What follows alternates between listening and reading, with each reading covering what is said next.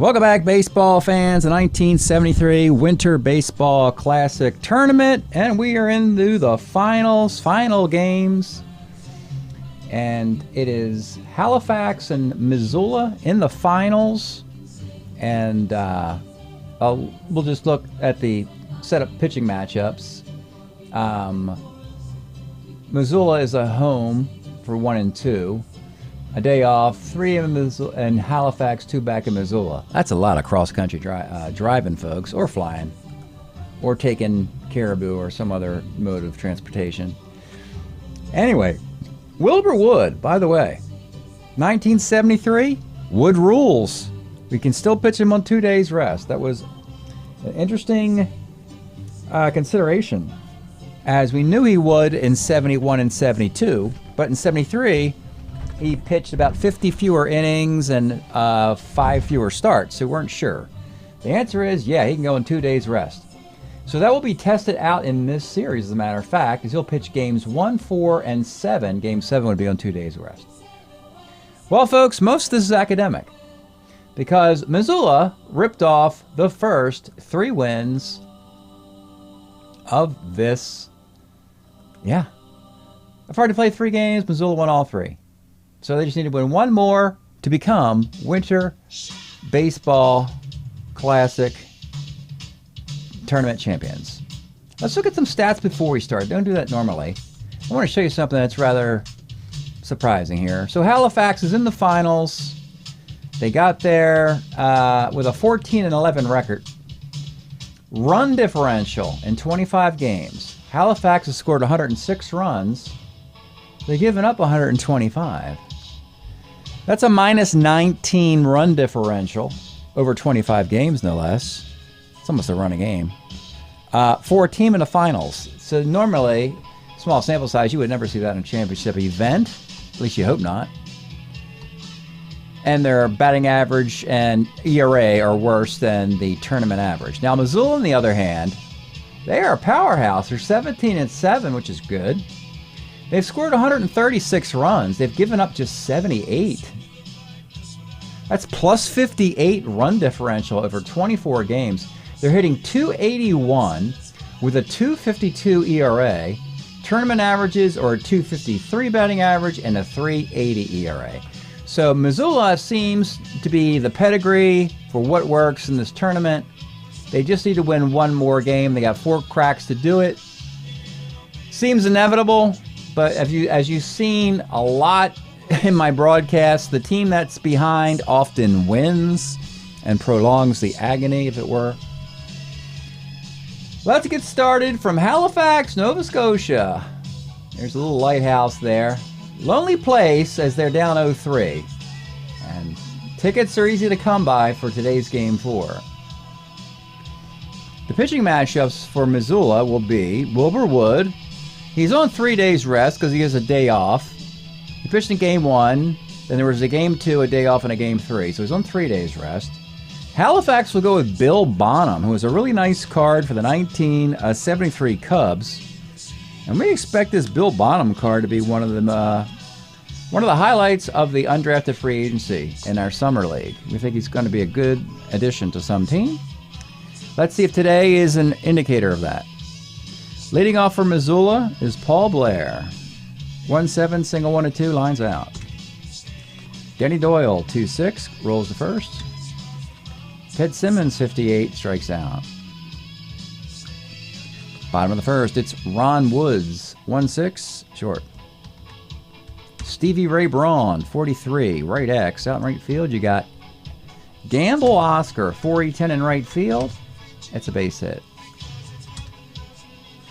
Jay Alou, 2-7, is a 6-4-3 double play. Top of 2. Eric Soderholm, 68 left. Oscar Gamble, 46, on a 14 base hit. Winfield, 1-9, single to right field. Gamble's a good 14 runner. Right fielder's got a plus arm. He's going to try and go coast to coast with 1 out. And he's going to get nipped by 1. So getting a little greedy. Trying to get this series over sooner. And took a gamble on the +1 on our outfielder, and it just missed by 5%. He's out at third. Winfield is at first with 2 outs, and it's Larry Stahl. 2-3 grounds a second. Would have been a double play. Anyway, if you believe in that result. Lee May, 69, pops to third. Billy Williams, 37's a K. Lou Piniella, 56, double 1 to 10, 2 base hit. Carlton Fisk, 1-6, flies to left. Top of the third, Joe Liss, 310, base hit. Ted Kubiak, 65, short X. Danny Thompson, a 4E26 at short. It's a fielder's choice. Kubiak now at first for Paul Blair. 33, fielder's choice. Blair at first with 2 outs for Denny Doyle. 6'11", first X. Lee May's a 3E10, and he makes the play. A nice start for Bonham. Bottom of the third. It is Danny Thompson. 43, right X. Right field, you got Oscar Gamble's a 4E10. That's another base hit. Mike Andrews, 311, is a double to center field. Danny Thompson, 11-runner, won't take on the -2 arm. Second and third, they'll bring it up for the A-bunter. Ron Woods, 57, is a K. Still up for Stevie Ray Braun. 39, Braun's had a really nice tournament. Nice home base percentage for Steve. That's ball 4. They're loaded. They're going to play back for JLU. 55 off the wood card. Triple 1 to 4. It is single dot. And they're getting the wood early here. Couple runs. 2 zip. Up and hold. 1 out. Lee May. 312. Short. Now that's not a double play. You brought the infield up. Inning would have been over if you left the infield back. 2 outs now. Billy Williams. 3-6. And all that matters is that is a Billy Williams 3-run homer. One decision to bring the infield up on a guy who would have hit into a double play, who hit in a lot of them, Lee May did. And the next batter, it's a 3-run homer. And that is the difference between 2 zip and 5 zip. How about that? Lou Piniella. 1-6 grounds a third. Look, Missoula's up 3-0 in a series, so they're a little sloppy today, as predicted. 4th inning. Ted Simmons, 34, pops a second. Eric Soderholm, 47's a K. Oscar Gamble, 3-5, is gone. It's 5-1. Dave Winfield, 1-7, base hit. And Larry Stahl, 2-6, base hit to left field. 2 on, 2 outs. Joe Liss, 1-4, is a hit by pitch. Bases loaded. Ted Kubiak, 67, is a strikeout. Bonham gets out of the mess. 5-1. Carlton Fisk, 45, lines at first. Danny Thompson, 68, flies to center. Mike Andrews, 46, base hit. Ron Woods, 65, skies right field. Top of the 5th. Paul Blair, 6'10", third X, third baseman. Is a 4E26. He makes the play. If you're new to this, we'll show you all the strat cards of the team that loses the series. As a matter of fact, you'll see all the cards because the tournament will be over. So we'll go through the 20. We're going to go through 40 cards. The end of the video will be a pretty long video looking at the 40 cards of the rosters of these two teams. Denny Doyle, 6'12", first. And Ted Simmons, 4'10", third X, third baseman. Braun's a 4E26. This time it's a 2-base hit. Eric Soderholm, 5'11", is a K. Bill Bonham, nice start. Surprising that this card of Bonham's has not been in the league yet. This would be the 4th and final attempt for it to... We've seen this 73 Bonham card for 4 years now, and no one has selected it. But it seems like by the 4th time around, guys usually get in. So think of it like, you're trying to get into the Hall of Fame, you're trying to get into this, that, or other, and it doesn't succeed on the first attempt. Eventually, you get the idea. Steve Braun, 48, second X. And the second baseman is Mr. Denny Doyle, 2E23.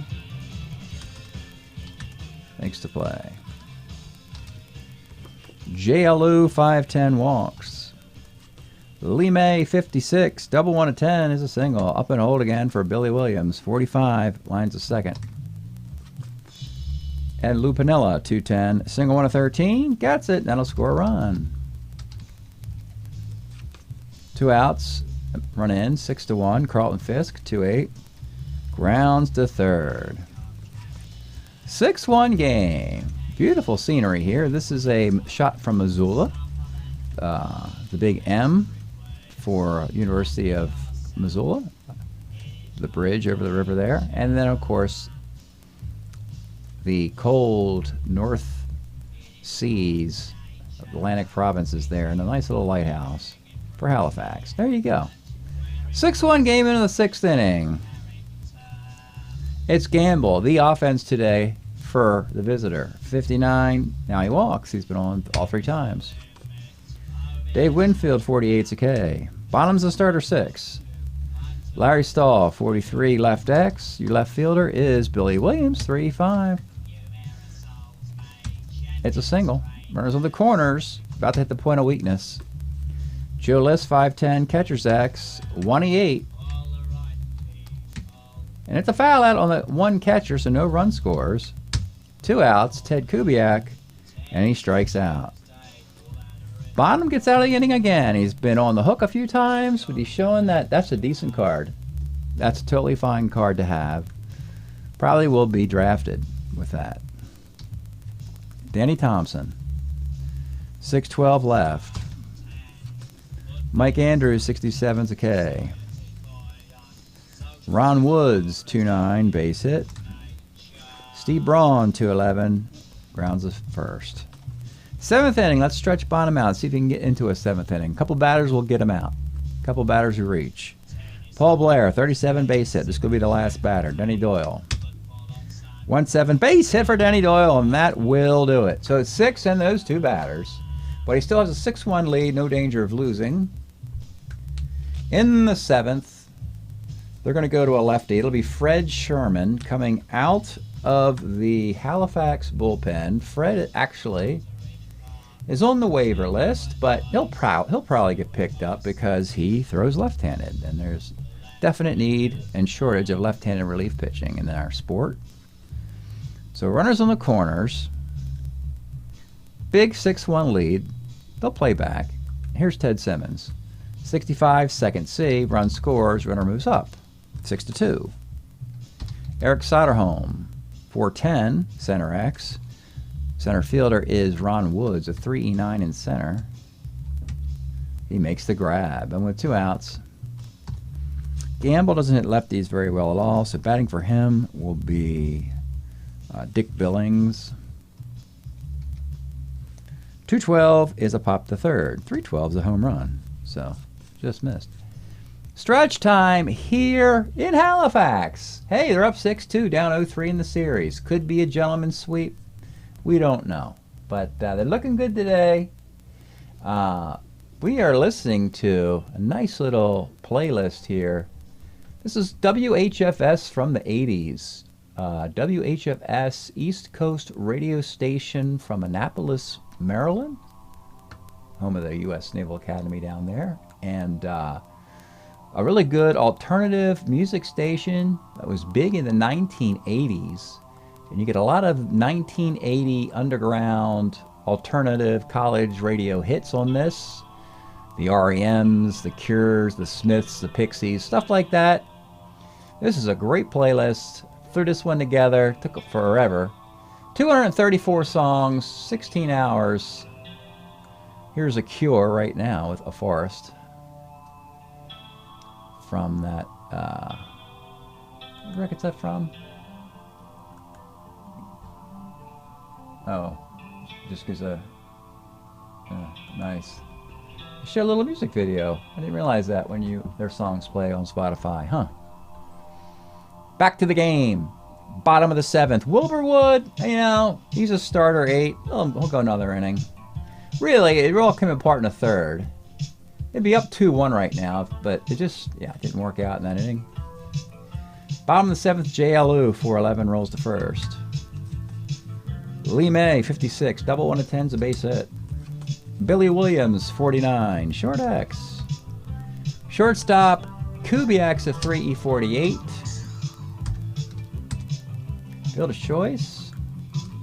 And with 2 outs, Lou Piniella, 37. Triple 1 to 2, double to center field. We're going to run Billy Williams, who's up, but he got thrown out. I was about to say, Billy Williams still has some legs, but not enough legs. 6-2 in the 8th. Fred Sherman will continue. Dave Winfield. 47 is double 1 to 11. It's a 2-base hit. Lars Stahl will swing away. He's not that bad against lefties. Oop. 2-8 is a walk. 2 on. And I think that will do it for Sherman. He's put 2 men on. Inning and 2 batters. They're going to go to Barry Lersch in the 8th inning. You certainly don't want to blow this game and be swept. Barry Lersch is also on waivers, just like Sherman, with a 4.41 ERA. He did that for the Phillies in 1973. He's looking for work, and this is how you test the waters. How much juice does Barry have in that arm in 1973? We're about to find out here. Joe List, 2 on, no 1 out. Here's the pitch. 2-7's a K. Ted Kubiak, 68. Double 1 to 17 is a base hit, and that'll score a run. It's 6-3. We got the tie run coming to the plate in the presence of Paul Blair, the leadoff man. Here's the pitch to Paul. 38's a strikeout, and with 2 outs is Denny Doyle. 45, short X, shortstop. Danny Thompson's a 4.26, but he's good enough to make that play. Inning ends 6-3, and you know what? The visitors put a lot of men on today, owning up to that nice batting average they have. 6-3, bottom of the 8th. Let's give Wilbur the afternoon off here. We'll go to Big Game Bob Johnson in the 8th. I've been calling Big Game Bob Johnson for whatever, since we used his 1970 card, and he had some big postseason moments, and I've been calling him Big Game Bob Johnson ever since. It's almost like, what was it? James Shields, the Tampa pitcher. Big Game James Shields. So it turns out most of his postseason starts weren't big game at all, but apparently the early ones were. And he got that nickname, and then it didn't quite pan out. But sometimes nicknames stick, even if they don't apply. Carlton Fisk leads off the bottom of the 8th. 1-5 sit by the pitch. Denny Thompson, 4.10, short X. Kubiak's a 3.48. It's a single. On the corners for Mike Andrews, 64, catcher's X. 3.7 for Ted Simmons. Pass ball, run will score. All right, runner at second with 1 out. Ron Woods.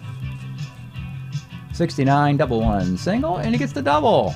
Another run scores, 8-3. All academic here. Steve Braun. Base hit center field.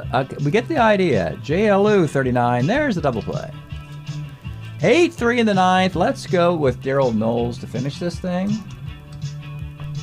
You know, you're down 0-3, and you're so ticked off about it that you blow the team out in Game 4, and that's pretty much all you end up doing in the series. We have seen this pattern quite frequently.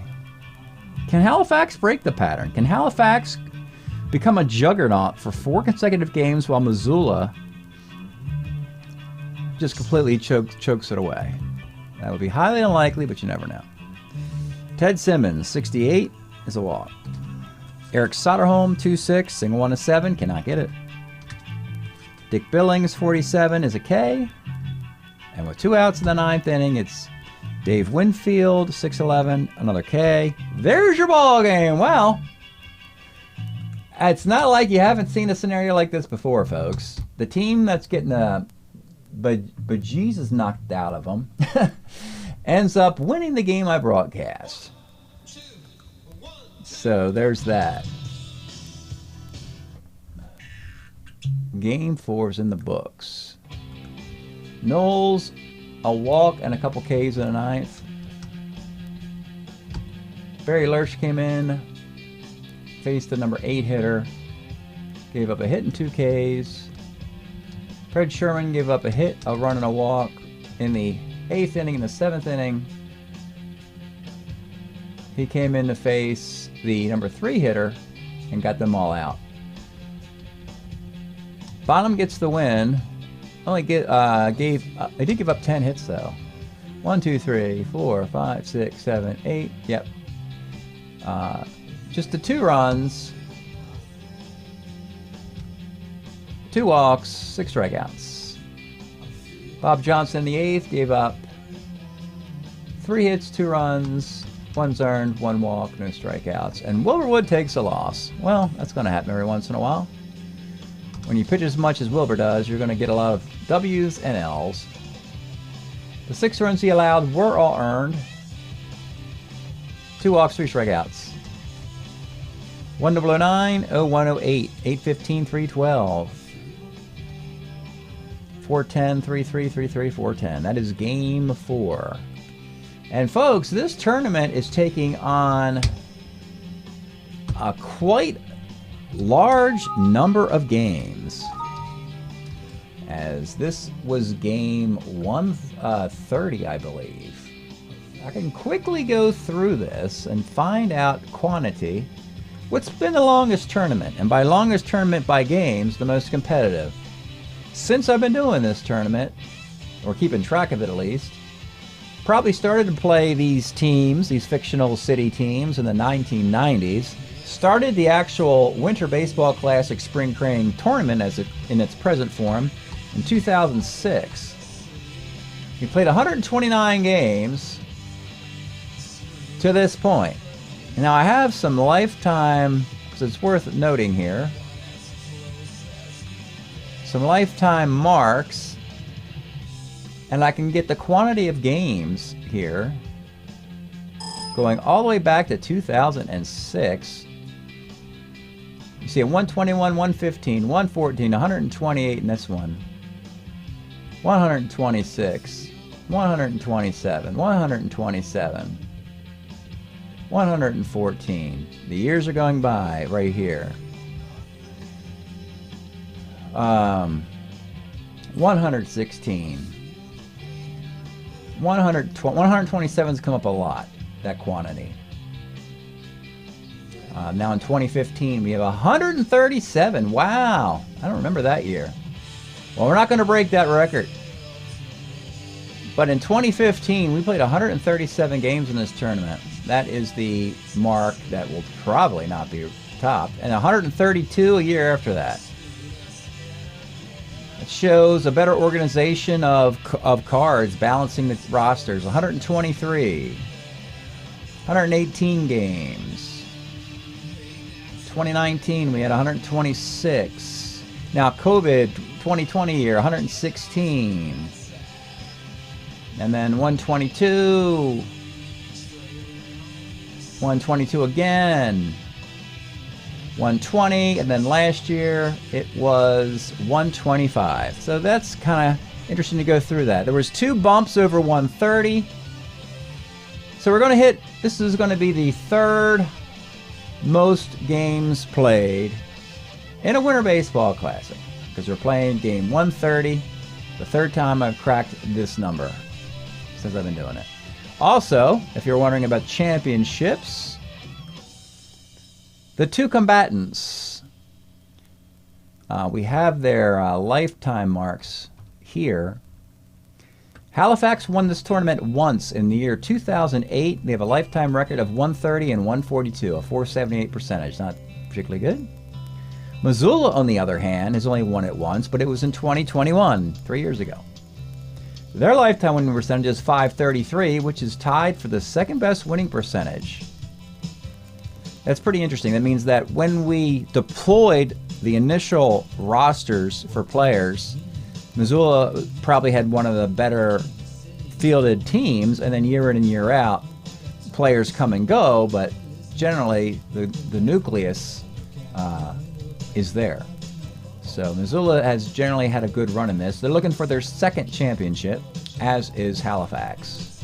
The big wiener in all this is Savannah, who has won it 4 times, including back-to-back in 18 and 19, and they won it last year. Hollywood's won it 3 times. And there are, of the 16 franchises, 5 of the 16 franchises have never won the thing. What is that like in the NFL? Who hasn't won a Super Bowl in the NFL? Let's see. Houston Texans, Jacksonville, Detroit, Cleveland. You get the idea, folks. That's the fun of the sport, you know? Trying to keep some consistency, make it memorable. Well, I've been rambling enough. We'll take a pause on this, and when we come back, at long last, we will give you the elimination videos, the 40 cards of these 2 teams. So stick around for that lengthy analysis. All right, folks, we got some live baseball we have to bring you to because it's Game 7. It's been a wild series. I'm going to show you some things. I'm going to go this deserves a deep dive. We're going to go back to the whole series here real quick. Game 1, Missoula wins 6-3. They had a 6-run 3rd inning. Let's move on. Game 2, Missoula wins 12-5. They had a 7-run 4th inning. Let's move on. You see what's going on here. Early front runners. You know. Game 3, Missoula on the road gets a 3-1 road victory. Dave McNally having a great tournament for the losers. Ray Corbin doing very well for Missoula. We had a triple by Liss, a single by Winfield, and a 2-run homer by Dave Winfield in a 3-1 game. So that was the road win Missoula got to make it 3-0, which seemed like it was going to be a sweep. And now we'll show you what's gone on since. You know, Game 4, it was an 8-3 final. Bill Bonham got that victory. But then 2 more wins for Halifax. The first in Halifax in a Game 5 was 7-6, winning it in the final at-bat. In this game, Missoula, again, a 5-run 4th inning, we thought it was over. A 3-run homer by Joe Liss. But Halifax came back with a 2-run homer by Fred Potek and an RBI walk-off single by Ron Woods, 7-6. So it goes back to Missoula for the first of 2 cracks for Missoula in a Game 6. Game 6, 2nd inning, 3-run homer, Joe Liss. 3-0 lead. They can't hold on again. 2-run single, Fred Potek. Couple singles in the 7th, make it 5-3. Ed Watt gets the save. The punchless Missoula team, not named Joe Liss. 3 straight losses after 3 straight wins. We are in Game 7, live baseball. Game 7. It starts with the visitors getting an RBI ground out. The tie game 1-1. Billy Williams, suddenly red hot, the Cub legend. 3-1 lead for Halifax in an attempt to come back 0-3 and rip off 4 straight, something that Boston did in 2004. Nobody else has done. But again, the 3rd of the 4th inning for Missoula is the magic elixir here. Single, double walk, single, double, Ted Simmons homer, 6 runs. It's 7-3. JLU RBI, 7-4. Billy Williams solo homer, 7-5. And that's where we are in the 7th inning. Missoula, a 7-5 precarious lead. We're leaving Wilbur Wood and Dave McNally in the game. Both aces as we go to the 7th. And here we are, live baseball for the final 3 frames. Who is going to win the Winter Baseball Classic? Missoula has a 2-run advantage at home. After being up 3-0 in the series, are they going to choke it away? We'll find out. Mike Andrews, 58, flies to left. Back up top to Ron Woods. 2-8 is a base hit. Your tie run is Stevie Ray Braun. 68 off Woods, skies the center. Your tie run is JLU. 110 is a base hit. 2 on. 2 outs for Lee May. 1-7 is a K. 1-8's a 3-run homer. And the lead. Wow. Folks, I'm telling you, Winter Baseball Classic action. 132nd game of a wild tournament. Hope you've been following it. 7th inning stretch from Missoula. We are enjoying, we're not enjoying that. That was the last game. We're enjoying this one. Morphine's Cure for Pain LP of 1993. Where's the cave where the wise woman went and all that sort of stuff. Donna, It's all wrong, Ahead with Wings. Great stuff by the tragically lost. Gosh, it was so sad that day. We found out he died on stage. It was still devastating. 7-5. Bottom of the 7th. Can Missoula hold on for Mark Salmon and Morphine, you know, and give them the victory? Is there a cure for pain in Missoula? All right, enough of that. Bottom of the 7th. Dave McNally continues. It's Dick Billings. Who's going to be the hero in a Game 7? 38 grounds are short. Back up top to Paul L.D. Blair. 49. Triple 1 to 2 double off his teammate in Baltimore. McNally. Runner at second for Luis Alvarado, who became a hero in the middle of this rally with a 2-run double. 45 rolls to second. Runner goes to third with 2 outs, and it's Ted Simmons, who is Missoula's MVP to this point. 37 skies to center field. It's 7-5. Now Wilbur Wood, should he hold on and win this game, even though he's given up 5 runs, he could be the Missoula MVP. There are 6 outs to get. And the dangerous, red-hot Billy Williams. You saw the 3-run homer he hit in the game. You saw a 2-run shot, a solo shot, showing that he is not old at all. And the Cubs are going to be glad to bring his 73 card into the Summer League. Here's the pitch to Billy. 160, grounds are short this time. May not have another at-bat in this game. We don't know. Lou Piniella. 47, single and a 9 off of Wood. He cannot get it. And with 2 outs, it's Fisk, who's had a really bad tournament. 37, he's out again with a strikeout. I got to make a note to look at Fisk's numbers. They've been dreadful. So Wilbur Wood, showing MVP medal, Cy Young medal, championship medal, 2-run lead through 8. Bottom half. McNally will continue. It's Joe Liss. Today he's been kind of quiet. He's been carrying the team the last 3 days. 48's a base hit. Now you get Winfield. 45, second save. Runner in scoring position for Eric Soderholm. 68, single to center field. Winfield's going to run with 1 out. And he's going to score. It's a 3-run lead. Is Halifax going to come up short? Runner first, 1 out for Tony Taylor. 3-10's a base hit. Now that'll do it for McNally. 7 1/3. Ran out of gas. Oh, he had a great tournament, but they leaned on him just a little bit too much. Really had 1 bad inning. The rest of the time he was the Dave McNally we like. And if you're an Expo fan, you've got a good version of Dave McNally, not an over-the-hill version that they traded for. So that is good news. And from one Baltimore pitcher to another, Eddie Watt will come on in the 8th inning to try and keep it a 3-run game. He'll face Ted Kubiak. 4-4 for Kubiak is a double to center field off the Wood card. Taylor will hold a third. Infield has to come up for Dick Billings. 66 is a liner to first and with 2 outs. Paul Blair. 53, right X. Who's in right field? It's Piniella, 44 in right. He makes the grab and keeps his team in the game. 9-5 in the 9th, and we're actually going to pull Wilbur Wood here to bring in somebody who's actually better, and that is Jim Brewer. Dodger closer, dominant with his 1972 card. Turns out his 1973 card is pretty damn dominant as well. Even though the ERA is 3, 72 innings for the Dodgers. Dodgers picked him up. He's got like 2 or 3 cards left. They'll probably pick up the 73 card. 4-run lead. Any defense to bring in? Yeah, they're going to bring in Denny Doyle to play second base. Larry Stahl will play left field. So it's a 4-run lead.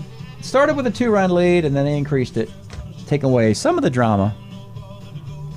It's been a painful exercise for Missoula to win this tournament. This is the 4th time, and it looks like 4 time is a charm. Danny Thompson leads off in the 9th. 2-4 pops to second. Mike Andrews, 32, grounds to second, and with 2 outs, all the drama is seemingly gone. Ron Woods, 2-8, base hit, continues the game. He'll scoot down to second base without a throw. Runner at second for Stevie Ray Braun, having a great tournament, and he gets a walk. That's what he's been doing the whole tournament. We'll have to look at Braun and Fisk's numbers, as well as Billy Williams, and what is a probable defeat. JLO, 68 off of Brewer is a walk, and we're going to have a tie run in the ninth. Can you believe it? Lee May will step into the box with 2 outs in the ninth inning off of Jim Brewer. Lee May had 28 home runs in 1973 for Houston. Baltimore is watching. Baltimore's got a lot of players. They got Blair. They have Eddie Watt. They used to have McNally. Lee May is their property.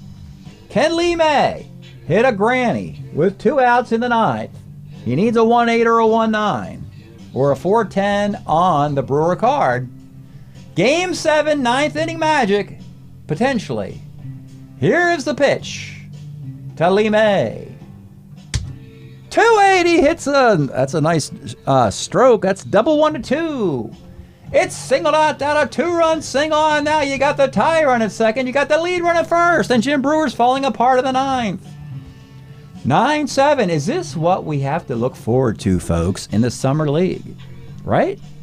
Our Summer 1973-76 League. Is it going to be this wild and crazy? You got one of the best closers in the game about to blow a 4-run lead in the ninth. And by the way, guess who just stepped in the batter's box? Billy Williams. With runners on the corners in a 9-7 game. The tie run's at first, and the winning run's at the plate. Billy Williams needs a homer on 3/6 to give them the lead. Here's the pitch to Billy Williams, looking for his 3rd homer of the game. 56 off of the Brewer card is a fly ball to right field. It dies on the warning track. And Brewer and Missoula finally finish the game, and it is a 9-7 final. 2 runs in the bottom of the 8th, 2 runs in the top of the 9th. If you're Halifax, you got to be crushed. You were down 0-3. You had terrible statistics, yet you rallied. Just came up short. Moral victory and all that sort of nonsense. You believe in that? We'll take you to the box score. Missoula, winner of the tournament 3 years ago, wins again. Brewer gives up 2 hits, 2 runs, and 2 walks in the 9th. As a nervous Wilbur Wood paces in the dugout. Wilbur Wood gets a win, and he gets a championship, even though it's a spring training one. Hopefully that portends well for his beloved White Sox. Wood gave up 8 hits and 5 runs.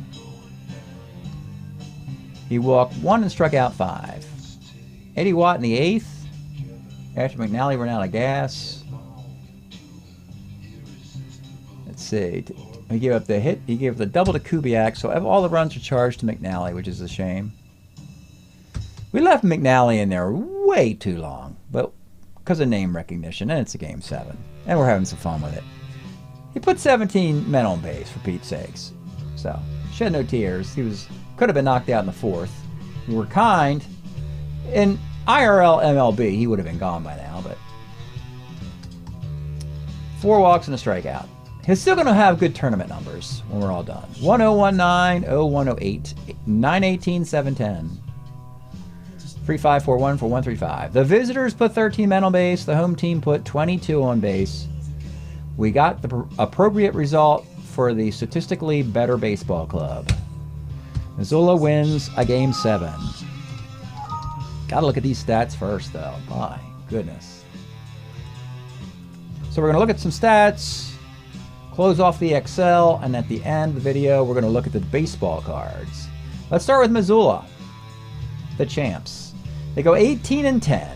They hit .289, 3.04 ERA, both significantly better than tournament averages. Wilbur Wood was 6-4 with just 2 complete games. His ERA, if you're wondering. So we know good news for the White Sox is that they're going to have his pitching on 2 days rest. The bad news is he's not as good as he has been in the last few years. He's got a 3.99 ERA against spring training competition. Jim Brewer's got 5 saves, and those were the first 2 runs he's given up in the whole tournament. Previously, he had thrown 10 scoreless innings. So we could just call that a slight case of the spring training yips there in a closeout game. Ted Simmons was magnificent with 9 home runs, 25 RBIs. Great news for Cardinal fans. 342 average. The Cardinals would have jumped into this 73 Simmons card. They don't have to, though. They could. He easily is the best on this team. Joe Liss had 3 homers and 25 RBIs, but was just 29 for hit 271. Let's go to Halifax, because I'm really curious about the ups and downs of this team. Steve Braun, I thought, had a great tournament. Let's see if it proved out. Well, he was hit 230, but folks, he had 26 walks in 29 games. So he's got like a 400 on base with a 230 batting average. That's what looked so appealing to that card. Carlton Fisk, was he really bad? He was 24 for 114. He hit 211. Yes, he was bad. And Lee May was really good. Lee May rivaled Ted Simmons, 9 homers and 27 RBIs. Yeah, Lee May hit 301. So Lee May and Ted Simmons had pretty much the best tournament of these squads. Pitching wise, Dave McNally finishes 6-2. He lost that game 7, 6-1 up until then. Had 3 complete games. And has a 3.92 ERA, a little high on the earned run average. But Eddie Watt had 5 saves, 17-12. Missoula 18-10. We'll close it out like this. Missoula wins 4-3. They're 18-10, almost identical. Look at last year, 18-10 and 17-11. So Halifax goes 17-12, 18-10, and there's your 132 games. All right, I'm going to take a little break here, and then we're going to come back. We're going to look at the 20 cards from Halifax, and then another break in the 20 cards of Missoula to try get some idea which of these cards is going to be in our summer league. So stick around. All right, folks, hope you can hear me over the hailstorm that's happening right now with marble-sized hail falling all over the place. Just part of spring training, I assume. Anyway, Halifax fought bravely. Let's look at their 4 categories of player. Guys carrying on with a futures card. Steve Braun's got a nice 75 card. This card played really great in our tournament if they want to go back to it, 283. Daryl Cheney has a card in the future. Patek as well. And then McNally, believe it or not, has a 74 card with the Expos. Though the 73 card just played well. Fred Sherman has a card with Las Vegas. Now we're going to take a look at the guys' cards who are up. Beginning with J.L. Liu, and this card will probably be picked up. He's your pinch hitter, but in this era he could be a designated hitter, at least against lefties where he crushes them. Fisk did not have a good tournament, and the card suggests why. Just a 246 year with the power. But he's got many better cards than this, including 1975 where it's 330. So we knew this card wasn't going to be used. Lee May, Baltimore should jump on this one. He's still got Houston stats, but Baltimore can get these stats, which are better than when he arrives in Baltimore. Lou Piniella, decent card in a platoon with Kansas City.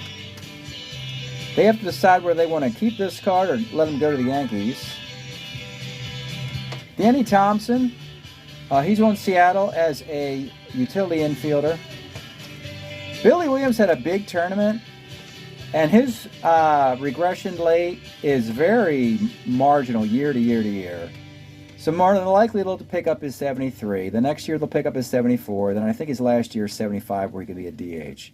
But he's still, at this age, Billy is 35 years old, and he's still more than capable as an everyday left fielder, hitting .288 with 20 home runs. Sure, it's not .330 and it's not 39 home runs, but it's, you know, it's still a very good card for the legend Billy Williams. Tidrow had a bad tournament. Cleveland would try and move him out of the rotation with this card. Here's a case of a guy who pitches too much. 275 innings on 3 days rest as a starter 7. You don't get good results, then lefties knock him around, put him in the bullpen. Daryl Knowles has better cards than this, we believe. 309, but he puts a lot of righties on base. And Baltimore has Eddie Watt, even though, yeah, he's still with them through 73. They'll pick that card up, we believe. 3 guys on waivers.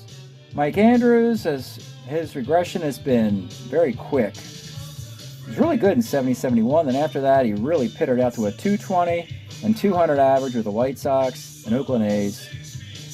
But there's not much to hang your hat on here.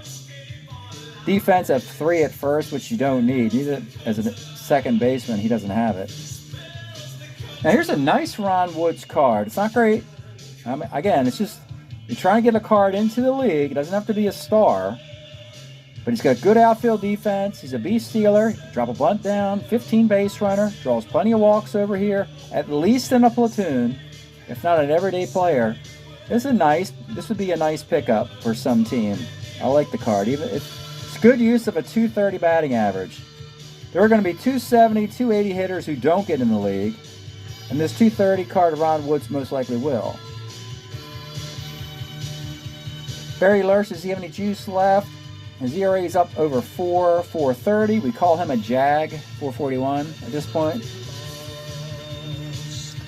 Now you got guys who haven't been in the league yet. Larry Bittner, here we go. We just talked about Ron Woods.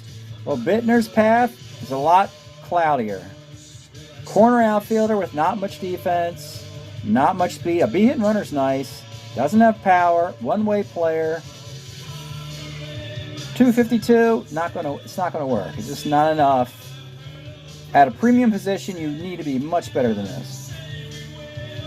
We like Bill Bonham's card. He pitched well. He's really good at getting righties out. Walks some lefties. That's okay. We can live with that. We like the Hummer 1-5 fly ball. I'm really surprised. The more I look at this card, why has this not been in the league yet? It's a very good card for a starter 6. Maybe it's because he's a starter 6. If he was a starter 7 or 8, he'd be in the league by now. So a 3.02 ERA, someone will pick him up. Do the Cubs need to pick him up? Not necessarily. They have plenty of right-handed pitching. They've got Russell and Fergie Jenkins, and they had Milt Pappas, they've had Bert Hooton. Dick Ruthven's card is not very good. Walks a lot of guys, gives up homers to lefties. 4.22 ERA, just a guy.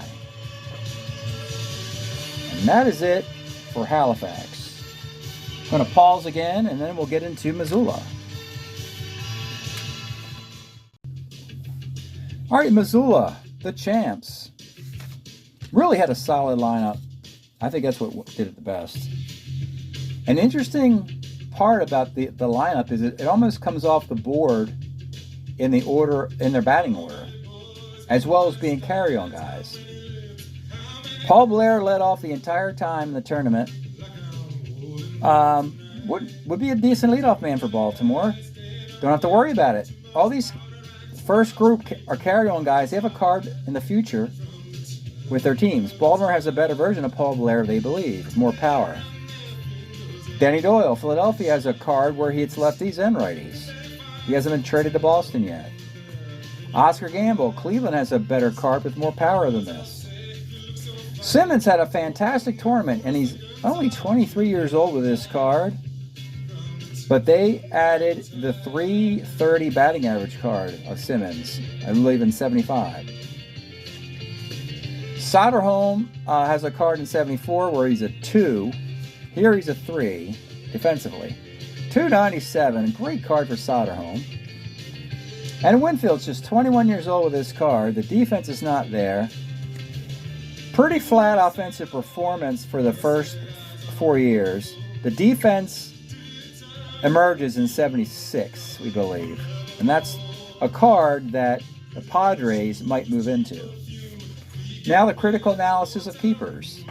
Beginning with Joe List, a Colorado Rocky, a guy coveted for his homers, walks, and strikeouts. Oddly enough, he's got singles and triples and doubles on his card. We weren't expecting that, but we were expecting a lot more homers and walks than that. And the ability to at least play the outfield for a few minutes. I think there's a better version of the list in one of the other 3 years. This is a very average Tony Taylor card. In 1974, he hits over 300. I'll most likely take that. Property of the Phillies. Here's Wilbur Wood. So, yeah, he got himself a Winter Baseball Classic championship. For what that's worth, he was the ace of the Missoula team. Maybe it portends well for the White Sox. Again, he can pitch on 2 days rest. He's not a starter 9. He's not as good as he has been, but he's still Wilbur Wood. 44 decisions. Well, that kind of explains why he can pitch on 2 days rest. I mean, did he have any no decisions? Because I only thought he had 43 starts, which is weird. Maybe he did have 46 starts. I thought he had 48 and 48 and 71 and 2, and then 43 and 73. But 44 decisions, incredible. We don't like this Woody Fryman card. He's got better cards in future years, which is interesting because 72 he was amazing with an ERA of 2, and then this 536. And I don't know, maybe because they spelled his name wrong, he didn't, he just didn't pitch very well. Could be that. Anyway. Ray Corbin. This is a really nice card. Portland will most likely pick this card up. Of all the Ray Corbin cards, we think this is the best one. Relief 4, starter 7. Really good. Righty gets righties out. Plenty of versatility, obviously, as a relief 4, starter 7 with a 3.03 ERA. We talked about Bill Bonham in the previous video, and now Ray Corbin. These are two guys who deserve a spot in the league. Bill Hands, property of the Texas Rangers. We thought he might have been washed up. No, he's not. I mean, he won 20 games for the Cubs in '69. We thought his career was winding down, but no, this is a nice card. He's also got some other nice cards coming out. Look at that, a 349 earned run average, 142 innings. He's still got some left in the tank. There's a lot to like about it. On a 12, on a 13 there. Some homers I don't like, but look, no hits. Some walks. Nice little card. I don't like the starter 5. That is questionable there. That's probably why this card wasn't selected previously. Might put him in the bullpen as a swing starter. And Jim Brewer. Like, it's not 1972. If you recall the 72 card, there was nothing over here. Everything was an out. So he's starting to give up the homers to righties finally. Age has crept up on Jim, but he's still a decent closer here. Dodgers are bringing him back. He'll team up with Mike Marshall. Brewer might now be the setup guy, and Mike Marshall and his 200 innings will probably be the closer. Some guys on waivers. We got Dick Billings. +2 arm catcher. Not much stick at all. Not looking good, 179 for him. Steve Arlen pitched reasonably well in the tournament. He made our league the last couple years because he threw over 200 innings. Did that for the San Diego Padres. Florida Marlins picked him up. They used him as an innings eater. Then they let him go. And his ERA has gotten up to 5.10. Though we think the card plays better than that. If that you get that 1-2 fly ball there. 1-4 line out there. At least against righties. He could be a reliever as your long man. Bob Johnson's still kicking around. Used to be a starter. Now he's strictly a reliever. With the Pirates. Yeah. He was really good, I think, in the 71 series. Or am I thinking of Bob Miller? 3.62 ERA. Don't like the home runs over there, though. That's going to hurt his chances. That's going to scare away teams. Even though otherwise he's a reasonably good pitcher. Now we got undrafted free agents. Luis Alvarado has had a tough time getting into our league. He's 24. He can play 3 infield positions. The bat is just not there. B hit and run is fun, but not enough to grab a roster spot unless somebody is stuck. If all the utility infielders are gone, who knows? Kubiak somehow didn't get in the league. He and Paul Popovich usually make the league, and Fred Stanley. Those 3 guys usually make the league every year for a different team with a 1-year contract. They always get put on waivers because, well, they're not very good. But it turns out everybody needs a utility infielder. Kubiak is your switch-hitting utility infielder with power versus righties and a 3 at all positions. He's probably going to make it, folks. He'll probably get into the league as a utility infielder, with just a .220 batting average. And then it's interesting, I bring up an outfielder next, a corner outfielder, Larry Stahl. He probably won't get in the league. Now he hits .225, but the defense is decent. On base is reasonable, just not enough stick. Dick Pole gets knocked around by righties. I don't think a team's going to take a chance on that. And that's the end of Missoula's stack. So we have looked at all the 1973 Winter Baseball Classic Tournament cards, and which means one thing. We are on the clock officially. The draft will begin next. The 1973-76 Carrier League 4-year league draft. Ohio players are on the clock with the first pick. Oakland, the world champs, drafting 32nd, Cincinnati 31st. We'll have draft results coming up and the opening days. We're going to have all the opening days, 16 games of opening days coming up in the next month. Appreciate you checking this stuff out, and we'll see you next time.